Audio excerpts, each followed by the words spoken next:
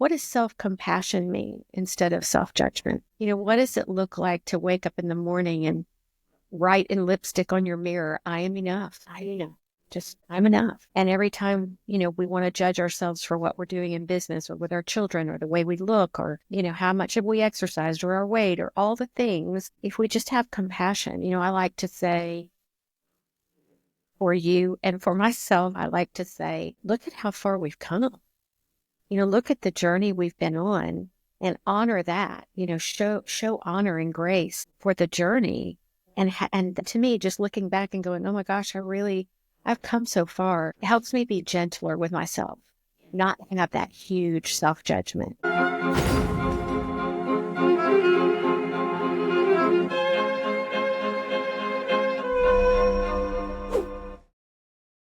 Hello, and welcome back. I'm Andreea Parc. And I'm Dumitru.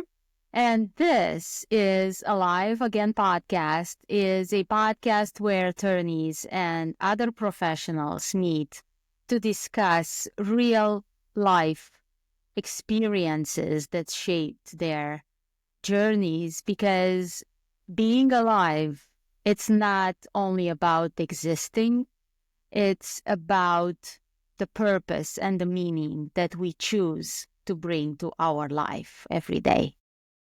Today, we have with us a person that is very close to my heart, Teresa Bruno. She is a true artist and creator. She's the host and creator of Soul Talks podcast, and she is a true warrior.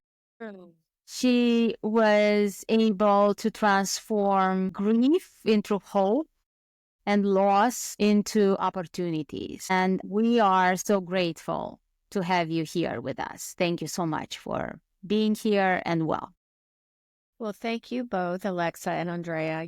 I'm so proud of you and the work that you're doing in the world. And I feel like it's tremendous and it will be heard by so many and help so many. And so I'm just happy to get to chat with you again. Thank you. Thank you so much. And as our listeners know, I've been on your podcast last year. Yes. And it was one of the most dear to my heart and authentic conversations that I had on a podcast. I so fell in love with your story. And then when we got on air together, we had done a little bit of a pre-interview on the phone. And then, we got on the air together and it was just like, I felt like it was just two women who'd been through some really rough times, both just sort of exchanging, what it takes to climb out, whatever your journey is.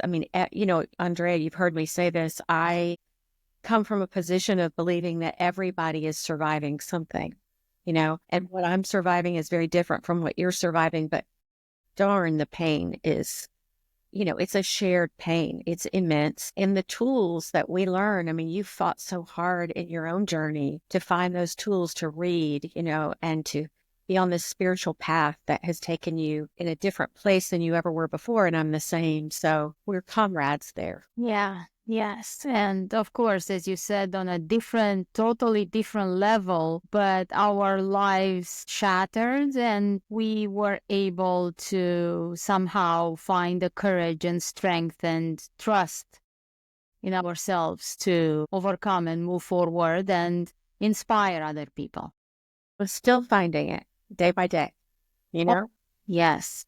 Yeah. Clearly. Yeah. Me too, working with myself every day. I find that every day, and that's the reason why I love the new name of our podcast, Alive Again, because every day is an opportunity to enjoy life and bring new facets to life.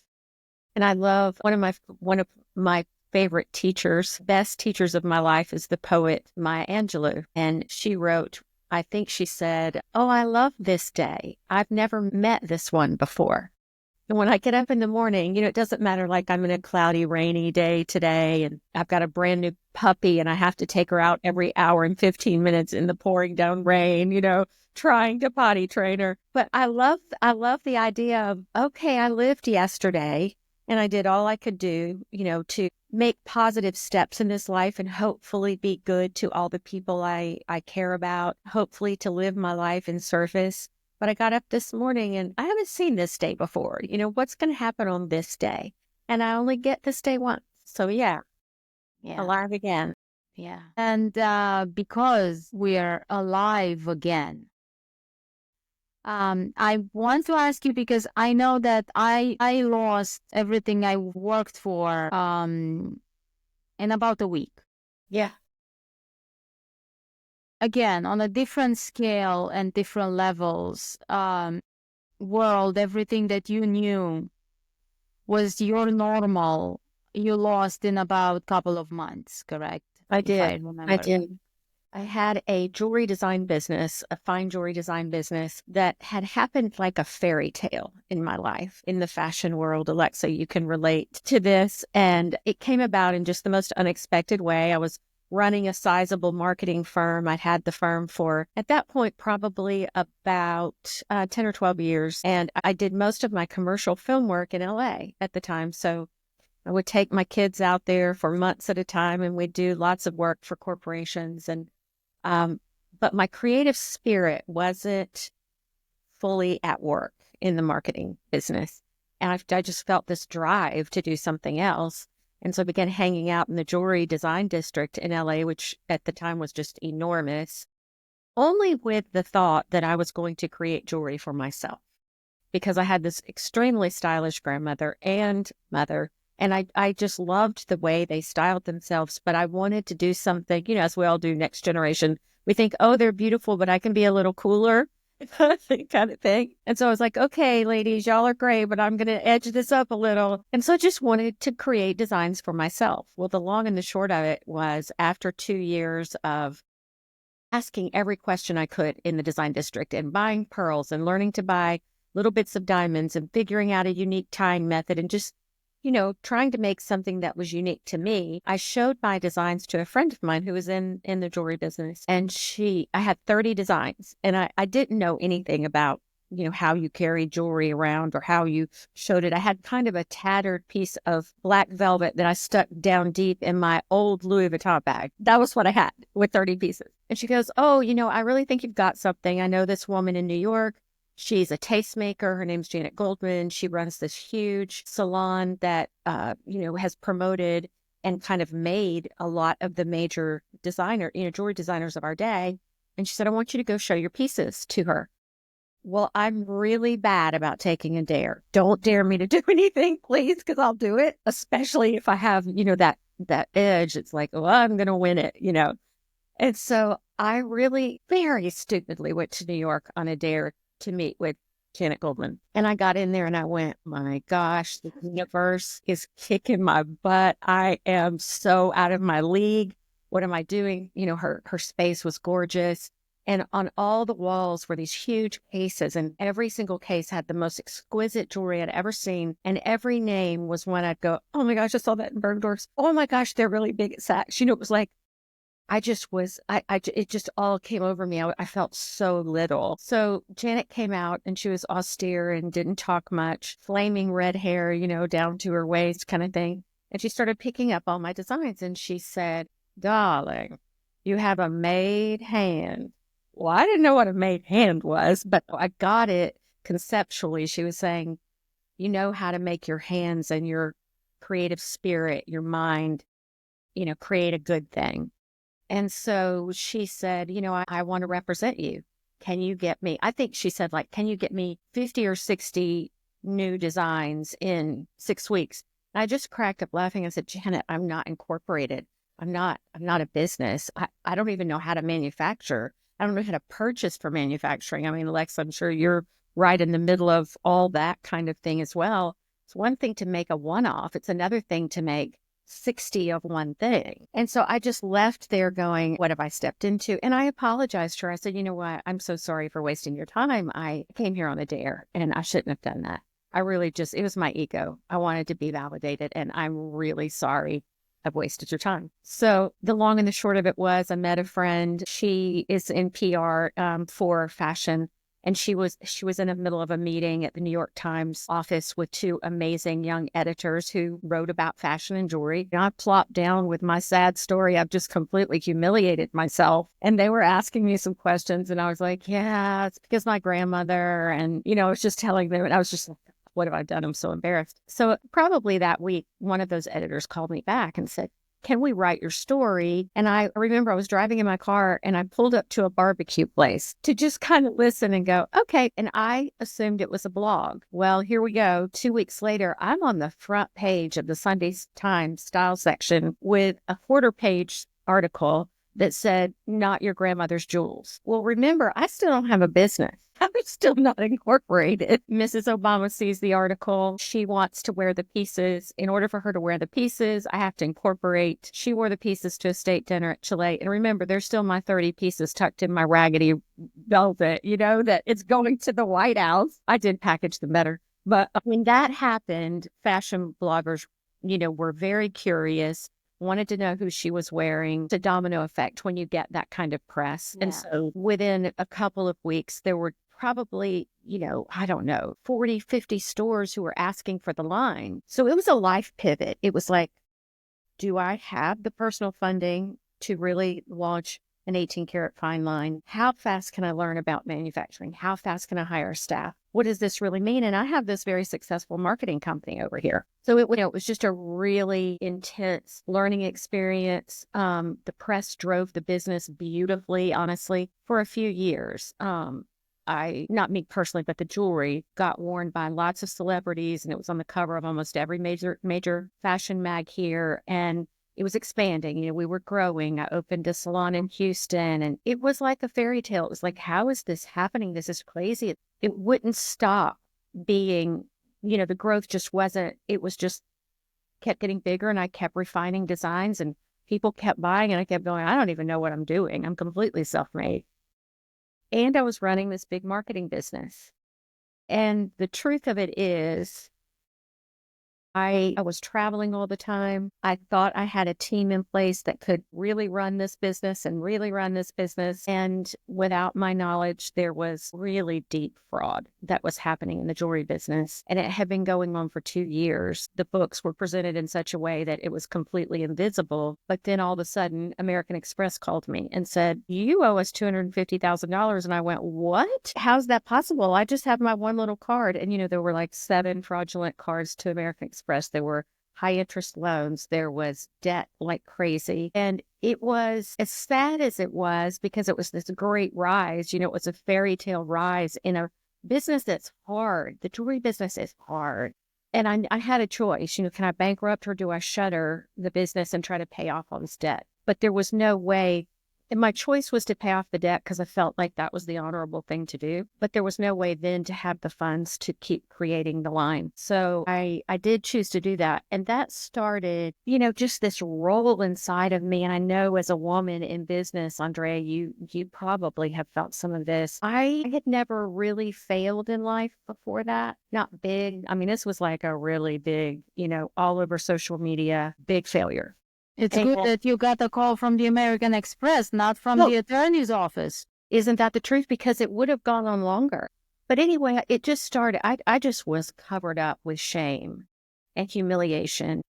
I grieved as a woman that I hadn't been able to make this successful. And I just, in my head, I'm a big dreamer. And I was like, this is going so well. By the end of my life, I'll be Cartier. I was like, this is great. And then it all fell apart. And I just was eaten up with shame. I felt such guilt for, there were so many stores who had believed in me, taken a risk on a name that wasn't as well known as the next name. There were so many people who had loved the designs and had come to me for personal work. And not to mention, I had 2 investors who had been amazing. And I felt I had just so disappointed everybody. And I tell the story for one, partially to let you know where I was in my life. I was pretty beaten down. And There's also there was a big spiritual learning here for me. I was running 2 businesses. The marketing business stayed steady, no debt on it.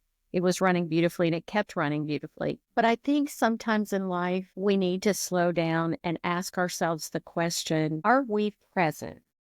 Are we really present in what we're doing? And if I had done that, and if I could have been truthful with myself, Yeah. I would have known I wasn't fully present in that business because I was so busy designing, and it's a business that requires you to travel all the time. And so I wasn't running the kind of tight ship inside that I was used to running in the marketing business, and it bit me really hard. So that was, I closed that business in, I think it was February of 2020. Then, COVID was announced, I think March 12th of 2020. And my best friend, beloved husband of 29 years took his life a month later. So I was walking into probably the greatest tragedy I could ever imagine happening to anyone, already really, really down. So that's those 2 big tragedies. I mean, the business is nothing compared to what happened to my husband and then to my family, and the climb out, what that survival looked like. But going into what that survival required, I already was pretty far down. Yeah. I'm sorry that you had to go through this. It's horrific. You know what really hard grief and sorrow is. When you were telling me your story, my grief and my tears came when you had to leave Alexa. Yeah. And you were separated from you were just the thing that's the dearest to you in the world. And so as I say to you, we all have a survival story, or we're all smack in the middle of some kind of survival. Yeah. It has been a 5-year journey, and it has been hell. The first 2 years, I didn't do so well. It took me a really long time to try to figure it out, just to learn to barely live again. Name of your podcast, Alive Again. Yeah. But Yeah. it took me a long time to do the little things. And we were in COVID, so everybody was isolating. Friends weren't dropping by, church wasn't operating. You couldn't, go out and play tennis or whatever. So I think that also exacerbated my isolation and loneliness in all that grief. But the first years are really, really rough. Yeah. Yeah. No, as you said, being present and aware, it's exactly what happened to me as well. I was at the point where I've never stopped to ask myself, is it me driving my life or the life just pulling me whatever? Yeah, exactly. And what I'm doing now with the work that I'm doing is to help people realize where they are in their life, Yeah. because after all, you can't lie to the GPS. You need to be truthful to yourself. Yeah. Because probably every human being got lost in the bushes somewhere at some point in time. I think so. I don't think we get out of this life without a lot of fishtailing. Yeah. But I'll tell you a spiritual exercise that I would encourage us all to do. And however you think of God, the God of your understanding, it can be divine, it can be the universe, it can be universal connection, consciousness, however you think of it. One of the things I've learned to do that it's just it's a really big guide for me is I just, I'll tap on my collarbone and connect. And I'm like my heartbeat to the heartbeat of God. And I will say, tell me the truth of this person, or show me the truth of this person. Show me the truth of this situation, and show me the truth you want from me. And boy, when you ask, the universe provides, and it's not always what you want to hear. Yeah. If I had asked myself that then, I think I would have gotten an answer that would have said, all this fame might feel really good and all these magazine covers might boost your ego, but if you slow down, you'll see what's happening and your business might have survived longer. I didn't have the tools to ask for that truth or to slow down. And then, I think losing a partner, a child, losing a business, even losing a pet, we go into grief that For me, the only way I can say it, and you led in so well in your introduction, there just was no ground underneath me. Everything I had built my family on, my life on, what I believed in, my marriage, what I thought I had as protection and security, those things were gone. And they don't immediately get filled back up with something else. For me, I've had to work very hard to really work through, okay, what is my security? What is my definition of success? Because it sure isn't the front of magazine covers, it sure isn't that big marketing business. Success today looks so different for me than it did 5 years ago. Yeah. Yeah. And of course, that was success. We all want success, but everything became little for me to build off of. What does my life stand for? How do I rebuild for my children? How, as a woman, do I stand up for these two boys and show them we can be a family again? We can. We don't have daddy present, but he was a kind, generous man who taught us so much. So we're not going to put him over in the corner. We're going to keep him in our lives. We're going to still use the things he taught us. And how do I stay strong for those boys? Because however I go is how they're going to go. Yeah. Yeah. So those were the things that were early on in that grief journey. Yeah. And I know that I went through a loss and shame and guilt. But I realized that we can only make decisions and choices at the level of consciousness that we are at a certain point in time. Certainly. So we could not have made a different choice at that point because we didn't know. And that's a very generous, gracious way of looking at it, so that we don't stay in shame. I might have this quote wrong. I used to look at it all the time. Brene Brown said, the things that keep us in shame are isolation and judgment of ourselves. Yes, exactly. So those were two places I began to work on. Not initially. I isolated really hard for about 1.5 years. That shame kept me stuck, and I didn't want to go to the grocery store and have people say, well, didn't you know? Didn't you have any idea something was wrong with him? Wasn't there something you could have done? I was terrified to get out of the house to see what people to face those questions. Yeah. And people will ask things that are incredibly hurtful and harmful, not because they mean hurt and harm, but they're curious. They want to understand. Well, I didn't understand. How can I help anybody else understand? And I sat in a lot of shame from the jewelry business. So I did isolate. And that's one of the things I would tell your listeners, whatever survival journey you are on, sharing your pain, just like you have shared yours, I'm sharing mine. Every time we share it, it takes away its power because you start carrying some of mine and then the next person starts carrying some of mine. Sharing our pain really allows that pain to kind of, move out. And so I carefully began to pull into my life. Some were old friends and some were new friends, but people I felt I could trust. There weren't many. It wasn't this big circle of people I'd had around me before in business. Just a few people, and I call them my kitchen cabinet. And I say cabinet because I treat them as my boardroom, and I'm going to talk to you about every major decision I make. I no longer have my husband. I need to build this team of people who champion me, who walk alongside me, and whom I can cry to and grieve to, and who can also say, hey, you know what? Get up out of this a little bit. There's some life over here for you. I think it's so important, whatever our survival journey is, that we find those trusted friends or family who will grieve with us and listen and listen and listen, because it takes sometimes repeating it a lot of times until you find a turn. And also people who champion us, who believe you can get up out of this. You can find another. So share your pain and find your kitchen cabinet, or really, stalwart pieces, tools for me in survival. And then I don't think I have my words around this very well. You just said it. It's self-judgment. I feel like in our culture, especially, I don't know how a man feels, but I just feel like as women, Alexa, I would think you could speak to this a lot.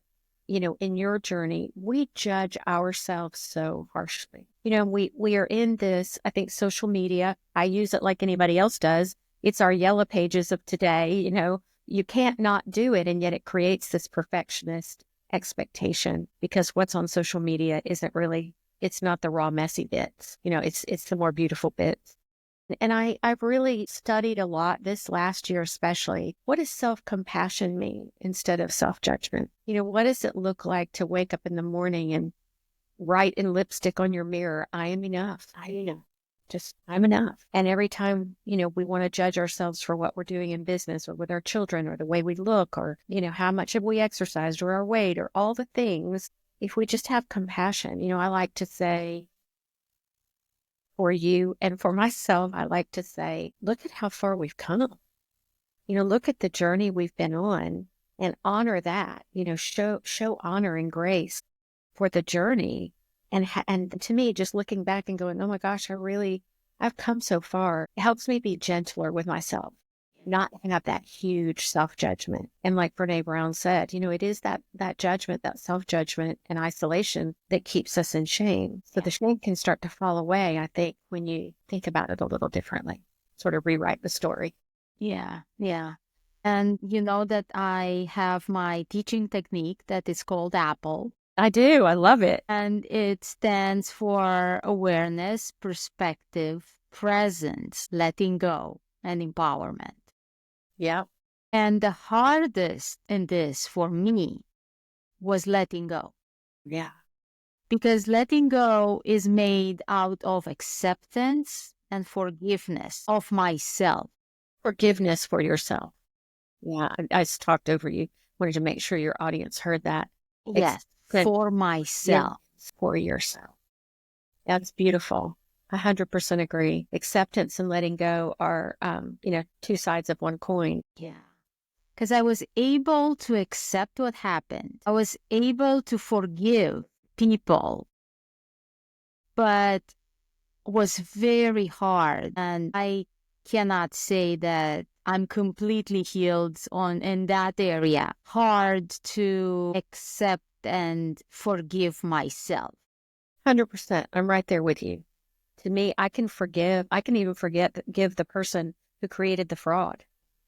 I can forgive that, but it's much harder to forgive myself. And I tell you, I'm sure there are people listening who are suicide survivors. One of the hardest things as a survivor of someone you loved committed suicide is that constant questioning of why could I have done something differently? Why didn't I see, that he was more depressed than I thought? Why didn't I see that, the whys eat you alive in the dark of night. It's a self-judgment place. It's a lack of forgiveness place. And I was talking with this wonderful woman, Dr. Katie Eastman. She's one of the foremost researchers on grief in our world today.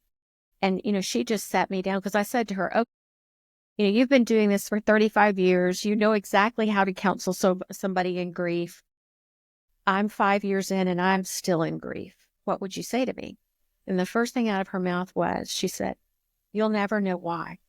You have to let the why go to heal. It's the same thing with forgiveness. If you can let the why go, you can start to forgive yourself for all the places you felt like you might have fallen short or maybe you could have saved him. Yeah.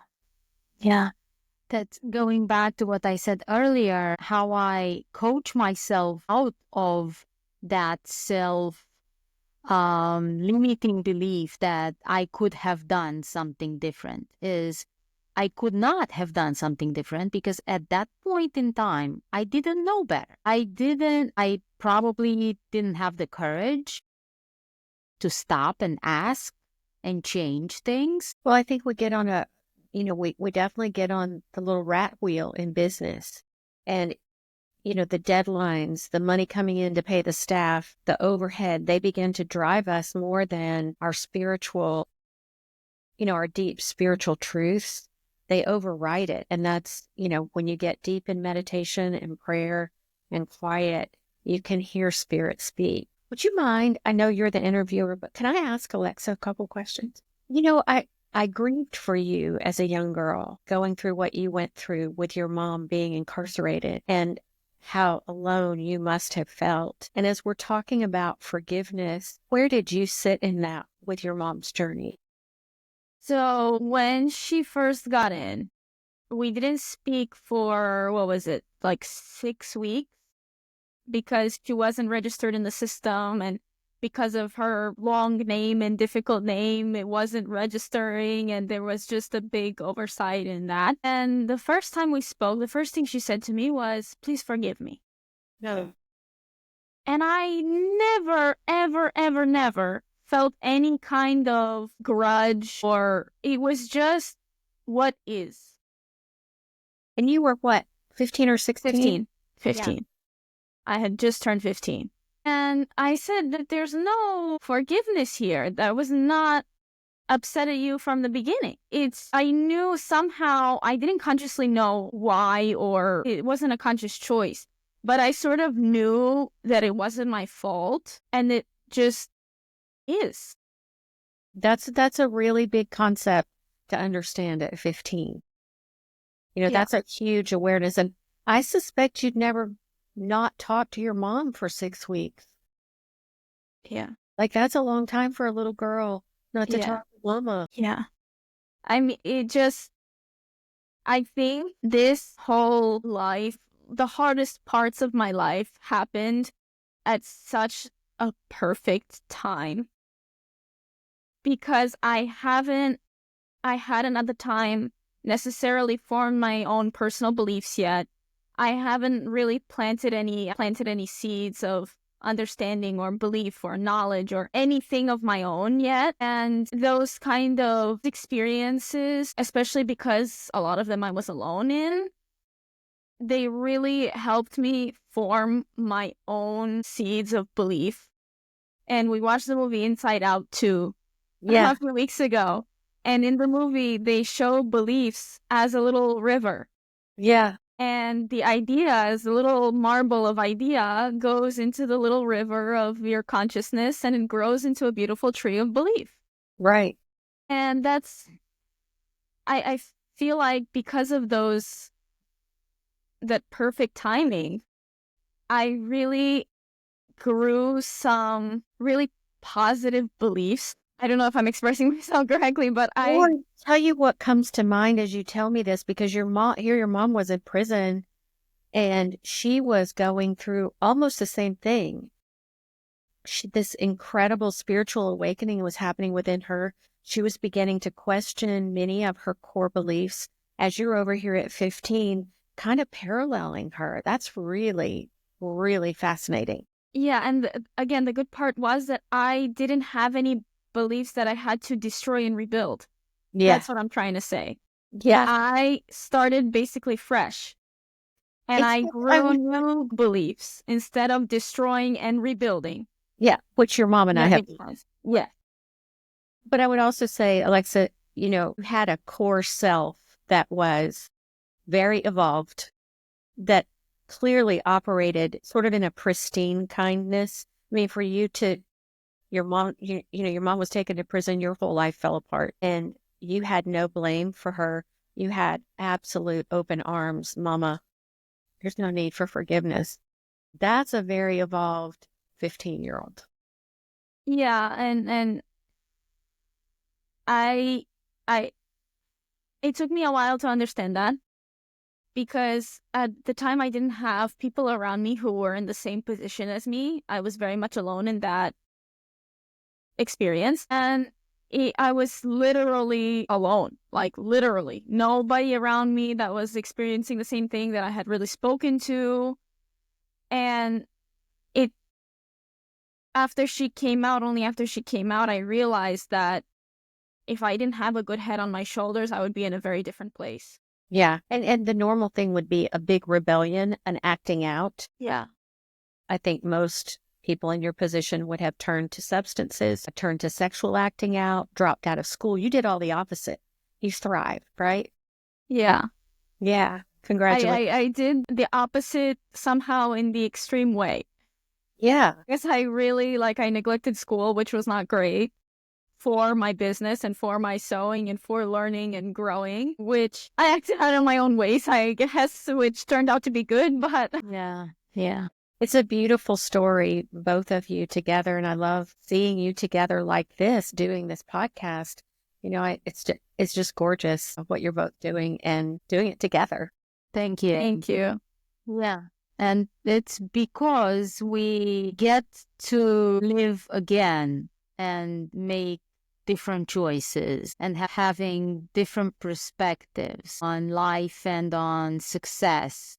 Yeah. And on achievement. Yeah, I totally understand that. I can relate 100%. Yeah. So I had here a list of questions, but you actually, by your way of speaking, you hit all of them.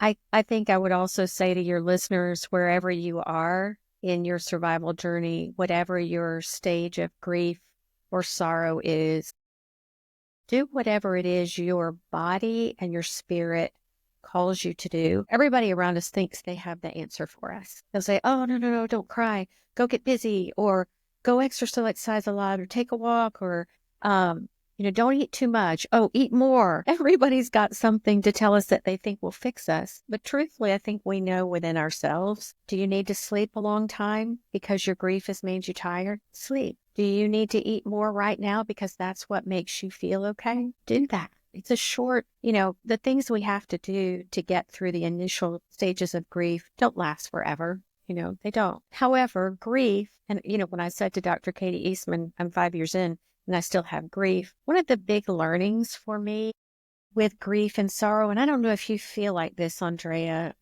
is that it never leaves. We think about it differently, but early on, I kept thinking, oh my gosh, when is this going to end? And that's what people ask me all the time. I just lost my girl.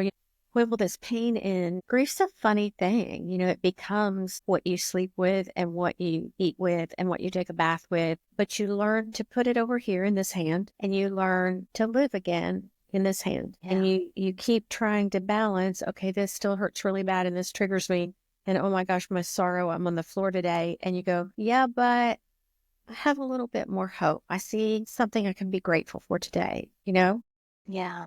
Like I was having a really hard day yesterday, and I went outside of my home that I've just permanently moved back into, and I rounded the corner. We don't have very many leaves on the trees. It's February and spring hasn't sprung quite yet. And I rounded the corner, and there was this big camellia bush, and all the pink flowers had just popped out, and it kind of looked like peppermints. And I was like, thank you, God. Okay. I needed pink flowers today. Pink is my favorite color. And you learn little things can really contribute to, okay, I can take the next step forward. I don't have to only feel the sorrow and grief.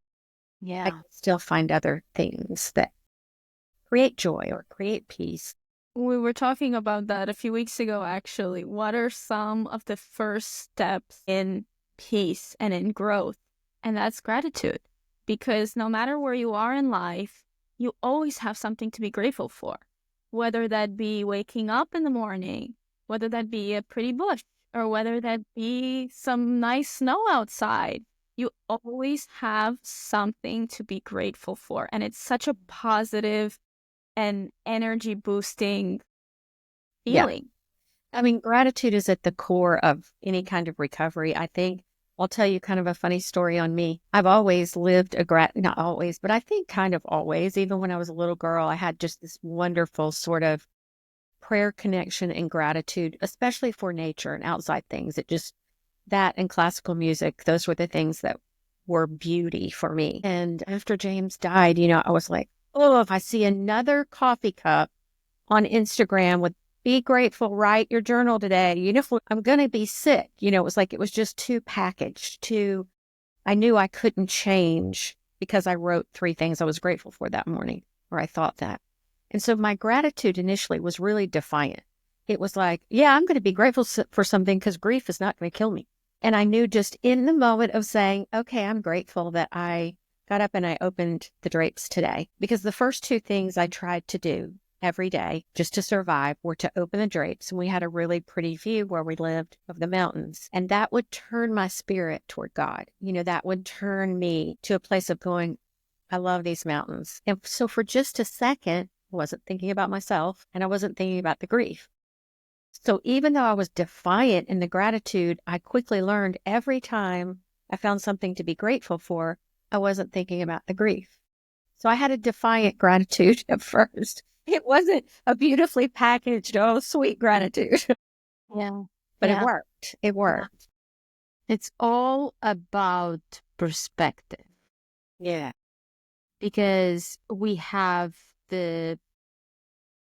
control the thoughts, but we can control how we think about themselves, the thoughts, and how we feel, How we react to.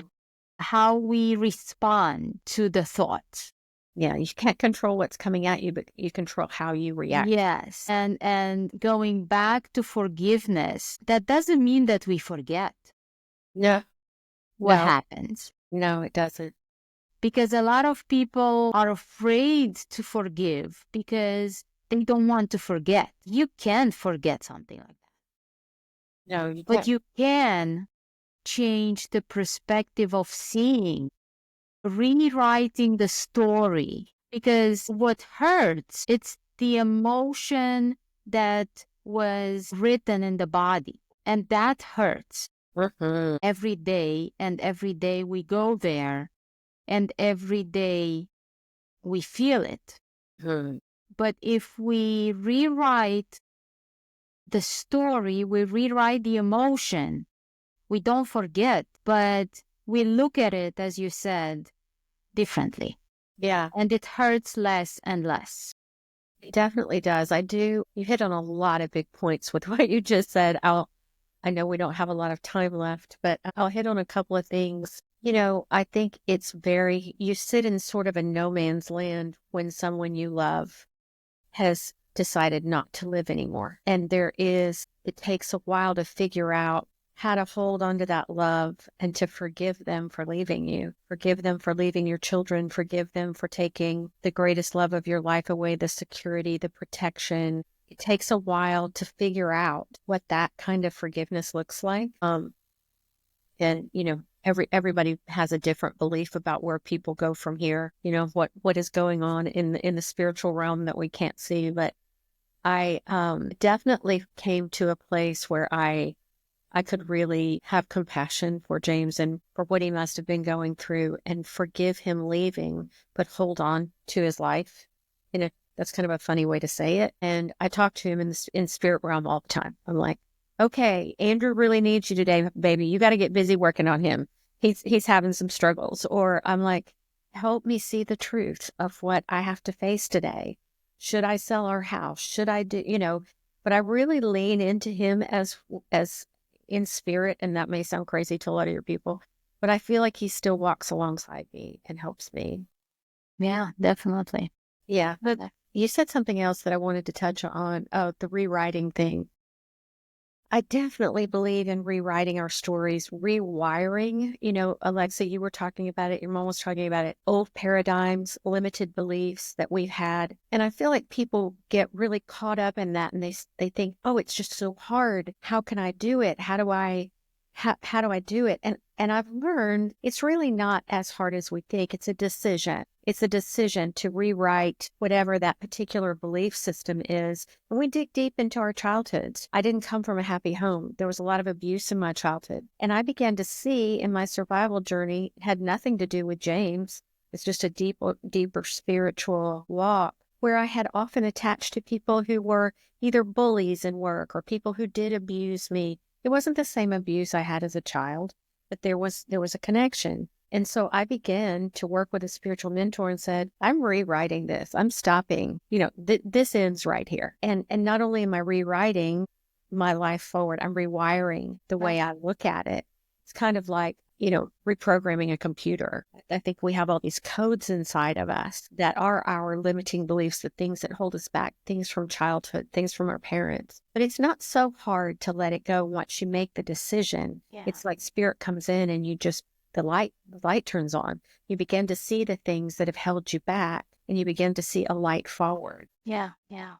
My program, the prerequisite to take my program is to be willing, because a lot of people want to change, but they don't want to undo the work and to leave the victimhood behind. And it does us no good to sit in victimhood. Just absolutely, it's a non-starter. It doesn't get us anywhere. But you have to choose to want to walk out. And you do have to choose not to blame any external circumstances, but to take responsibility for the life you have today and how you will live it. Whatever your tools are today, to take responsibility and say, I'm going to live this day well. I'm going to think positive thoughts. I'm going to align my life with those thoughts. I'm going to choose good teachings, good programs, people who infuse me with positivity, goodness, a spirit life. And those are all choices. The other begins to fall away. Yeah. You wanted to say something? No, I was just going to say, I feel so after mom came out, I lost my grandmother who raised me, my grandfather who raised me, and my father all within a year. And I have the same feeling. All within 3 years. I'm sorry. I said 1 year. 3 people in 2 years. 3 people in 2 years. Yes. And I have the same feeling. I speak with them all the time. They're right there. I know, right? They're with me all the time. Yeah. And I feel more connected with them than I ever have, really. Yeah. I mean, James will walk alongside me for the rest of my life. Yeah. And he will teach me and he will guide me. Certainly, I wish he were here, but he hasn't left me or my children. Yeah. Not in spirit. But, that's kind of I guess people would say, sort of a woo-woo way of looking at it. It is my belief system that all spirits live on. Yeah. And that, we have communication with them. Yeah. And now that we're approaching the end, and since the podcast is called Alive Again, I would like to ask you, what is one activity in your life today that makes you feel more alive? Good question, Andreea. Really good question. In the last 5 years, I have completely rewritten the way I live my life. I ended up closing that second business, which was a very successful business, because there was a pull, there was a call to do something different. So 2.5 years ago, I closed the marketing business, knowing that life, spirit was calling me to something else. I was really tentative about getting back out in the world emotionally. I was tentative because I'd been kind of eviscerated on social media. And I didn't want to do something public again. I just couldn't stand the thought of being all that criticism, but I really felt called to share my story, and in sharing my story, to invite others with survival stories like yours to share theirs. And doing that, doing the podcast, maintaining all the work that happens just as people respond to you and people with needs, and being faithful to the people who support you, and then writing a book, which is coming out at the end of March. That makes me feel, I think I'll use the word purposeful. Yes, I built 2 pretty big, successful businesses for a time. Nothing that I did in those businesses gave me more of a sense of purpose than what I'm doing now. And this is so small, and I'm not earning any money from it. And yet I feel such purpose in sharing what happened to me and being transparent about it, even though it's hard to do. Yeah. Sharing what I've learned along the way. So hopefully maybe it makes somebody's day or week or journey better, easier. That makes me feel alive. Yeah, that's great. Yeah. The sense of purpose and satisfaction for making somebody else's day. Because when you are down in the trenches of life, how I call it, you believe you're alone. You don't That's true. see that other people are there or have been there. And the work that we're doing, we're giving a hand to people, and we help them come out and survive that one day at a time. And we're uniting because we're willing to put tough stories out there that happen to us, stories that are really messy and places we're not proud of, but we unite in our survivorship, which I think gives a collective strength to the world. Thank you so much for Thank you so much. time and for sharing. And thank you, our listeners, for listening. And please follow us and subscribe for more guests and episodes to follow. Thank you. Alexa, you're delightful. I can't wait to meet you, and I want one of your designs. Take care. Thank you so much for having me. Thank you. Thank you.